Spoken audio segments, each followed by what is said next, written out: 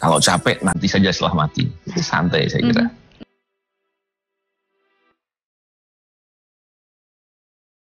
Iya. Jadi memang kita mencintai institusi, dalam hal ini KPK, karena perannya untuk bisa memberantas korupsi dengan sungguh-sungguh dan sepanjang ini cukup bisa diandalkan. Kenapa bisa diandalkan? Kenapa KPK bisa berprestasi? Karena isu mengenai independensi itu cukup kuat dan orang semua bisa melihat KPK independen dalam bekerja. Sedangkan sebaliknya, ketika lembaga penegak hukum yang tidak independen, hampir tidak mungkin kita bisa harapkan untuk bisa bekerja dengan objektif, dengan optimal tentunya. Oleh karena itu, ini menjadi hal penting. Sedangkan kalau bicara kecintaan, tentu kita pada pokoknya kita mencintai negara. Dalam rangka untuk mewujudkan kepentingan negara yang ditentukan dalam konstitusi, maka kita bisa membantu dalam banyak hal di segala sisi. Dan terkait dengan tujuan bernegara yang disentuhkan dalam konstitusi, itu hanya bisa berjalan kalau penegakan hukumnya baik, kalau pemberantasan korupsinya berjalan optimal. Karena tidak pernah ada negara bisa maju, masyarakatnya bisa sejahtera kalau pemberantasan korupsinya bermasalah, kalau penegakan hukumnya bermasalah.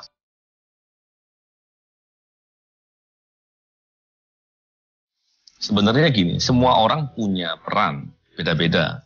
Saya yakin Mbak Aulia dan mungkin sahabat MQ juga punya peran masing-masing. Pada dasarnya kita hidup kan tidak selamanya. Kita hidup berbatas waktu. Kita berbuat baik juga melihat kesempatan. Kadang kesempatannya kita bisa berbuat besar karena di depan kita ada kesempatan besar. Jadi perspektif saya dan tentunya kawan-kawan di KPK itu melihatnya begini. Sepanjang kita punya kesempatan, sepanjang ada sisa umur yang kita punya, kita berbuat.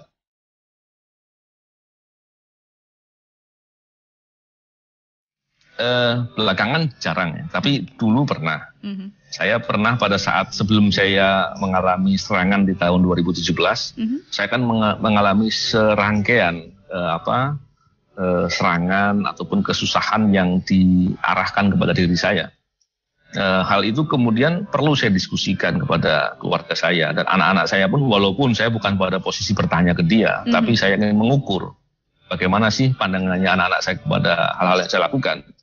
Saat itu saya sedang mengalami kriminalisasi, bahkan ancaman-ancaman yang sifatnya pembunuhan dan lain-lain. Tentunya saya perlu untuk melihat respon anak itu seperti apa. Bahkan anak-anak saya pada bilang, mereka katakan kalau seandainya ada ancaman yang berat sekalipun, sepanjang tetap memilih dengan jalan yang baik, dan ternyata itu terjadi, kami anak-anak bangga. Itu anak-anak saya juga, terutama anak saya yang sudah mulai besar ya. Anak saya sekarang ada yang paling besar kelas 2 SMA. Jadi ketika saya berbicara hal demikian, mereka memahaminya begitu. Jadi saya kira, berarti saya cukup bisa memberitahu nih, berarti sudah mulai ngerti gitu kan. Tapi terlepas itu semua tentunya saya sebagai orang tua hanya bisa berikhtiar untuk mendidik. Segala sesuatu Allah yang tentukan.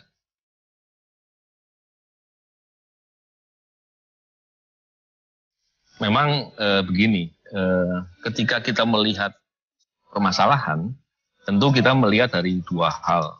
Yang pertama adalah respon kita kepada orang yang berbuat jahat kepada kita. Dalam di Islam, saya lupa ayatnya itu di Al-Baqarah ya. Kita punya hak untuk membalas sepadan dengan yang dilakukan. Tapi sebaik-baiknya bagi kita adalah yang memaafkan. Jadi dengan begitu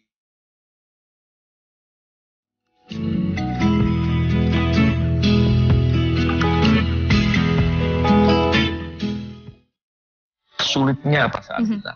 Ini tidak menguntungkan. Tapi kalau kita maafkan, ini membuat kekuatan yang luar biasa untuk kita. Nah ini poin pertama. Jadi ketika saya mendapatkan kesulitan waktu itu, saya saat pertama di UGD, saya cerita ke keluarga saya bilang saya maafkan pelaku. Dan ini bukan berarti orang boleh sembarangan atau apapun ya. Saya bukan posisi membela ataupun memaklumi suatu kejahatan. Tapi justru sebaliknya, penegakan hukum tetap harus berjalan sebagaimana mestinya, tapi secara sikap batin kita memaafkan. Yang kedua adalah tentunya kita paham segala sesuatu hanya bisa terjadi apabila mendapat izin dari Allah, atas izin Allah. Begitupun ketika kita mendapatkan sedikit kesulitan, tentu maupun luka, maupun apapun, bahkan pun sampai cacat, tentu itu atas izin Allah. Dan kita harus paham bahwa sesuatu yang terjadi atas kehendak Allah pasti baik untuk kita. Seringkali kita sulit untuk bisa melihat suatu hal yang terjadi itu baik atau buruk untuk kita. Ketika itu dalam pandangan perspektif orang umum atau perspektif dunia dilihat sebagai kesusahan, kita selalu menganggap bahwa itu saya mendapatkan kesusahan. Padahal dalam perspektif lain, pastinya ada kebaikan yang besar yang Allah inginkan untuk kita di sana. Nah, kalau kita melihat begitu, bukankah itu malah baik? Saya pernah pada saat saya dirawat di rumah sakit di Singapura, saya pada saat rawat inap, saya sampai kurang lebih hampir 4 bulan di rumah sakit. Itu saya sekian lama tidak ke masjid. Saya pernah coba 1 kali diajak minta tolong diantarkan ke masjid. Pada saat itu pandangan saya hampir tidak lihat dua-duanya, dua belah mata. Tapi saya jalan dengan berpegangan kepada yang bantu saya untuk mengantarkan ke masjid. Itu saya merasakan hanya bisa melihat kurang lebih 1 meter ke depan. Itu saya bersyukur sekali. Wah, saya masih bisa melihat walaupun 1 meter. Dan kemudian pada saat tertentu saya merasakan pernah penglihatan saya menjadi baik, tapi untuk waktu nggak lama, satu jam lah kurang lebih. Saya bisa melihat yang bagus sekali.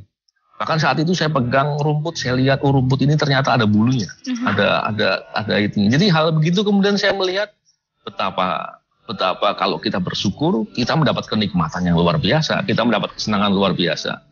Dan hal itu menjadikan saya belajar, ternyata selama ini saya kurang bersyukur. Nah, bukankah itu malah baik? Jadi kalau kita melihat dengan perspektif itu, tidak ada kesulitan. Yang ada adalah bagaimana cara kita memandang. Kalau kita memandangnya dengan positif, dengan husnudzon, dengan selalu bersyukur, maka kita akan mendapat kebaikan. Bahkan saya pernah pada saat saya kurang melihat, ketika saya bisa berupaya untuk memahami bahwa saya kurang melihat, sedikit demi sedikit saya merasa lebih mudah melihat. Ini bisa dicoba, Mbak Aulia, kalau seumpama di kamar sedang matikan lampu, ditunggu berapa lama, pertama kali dimatikan akan gelap sekali, tapi sedikit demi sedikit akan menjadi lebih terang. Disitulah kalau kita menerima dengan keadaan, maka Allah akan menambahkan nikmatnya. Jadi saya kira kita menjadi belajar dengan begitu.